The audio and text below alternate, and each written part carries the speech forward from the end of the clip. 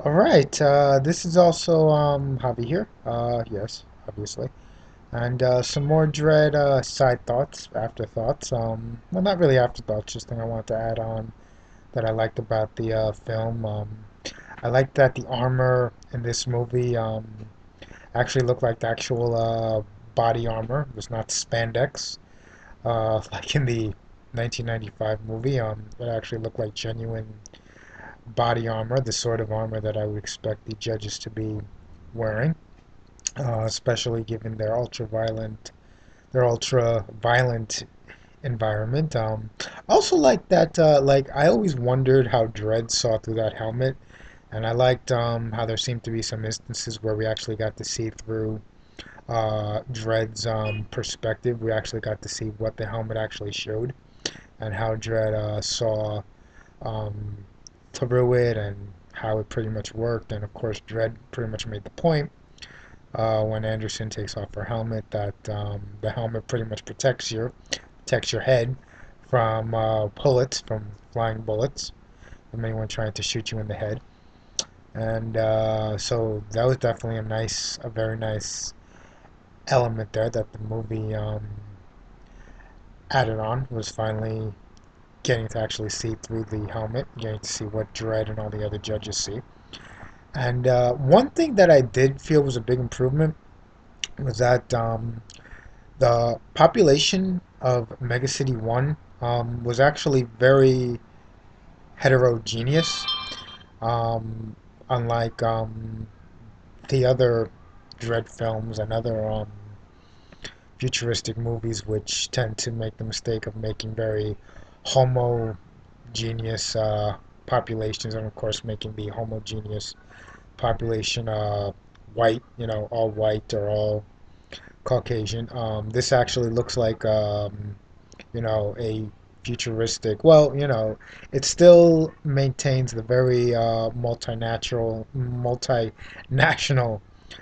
population that New York or LA actually have.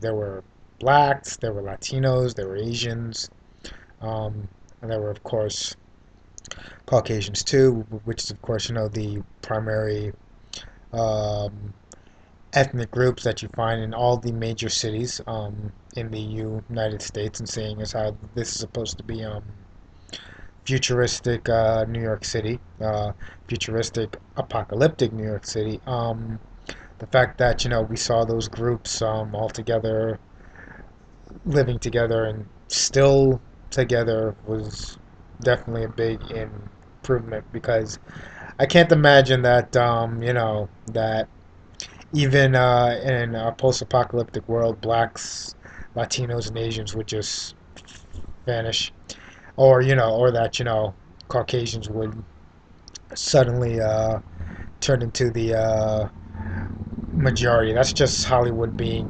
Hollywood, and the 1995 movie was not short of that. You had like the one Asian scientist, you had like some black characters in the background, but the population of Mega City in the '95 movie was very, very, very Caucasian, despite supposed to be over like a million people. This one actually, depicted a heterogeneous environment, which is exactly what it should be, and I thought that was a great step up. I really got to give the filmmakers all their props for that, and it makes me actually curious because I actually saw quite a few Latinos in this movie. I'm not really sure exactly where this film was filmed. I mean, like I said, Mega City reminded me of um, LA. I'm not sure if this was actually filmed in LA, but I was getting the impression that this might have been filmed in, like, I mean, going into this movie, I was expecting this movie to have been filmed in I think Australia or Africa. I know it was some low budget, and that's also something I would like to bring up, which I did not bring up in my last video. One reason, I mean, yeah, while I do think that the 1995 movie did have a more futuristic look to it, this movie was working on a very, very small budget. I mean, it wasn't that small, but it certainly wasn't like Hollywood blockbuster big budget movies. So they really had to make do with what they had.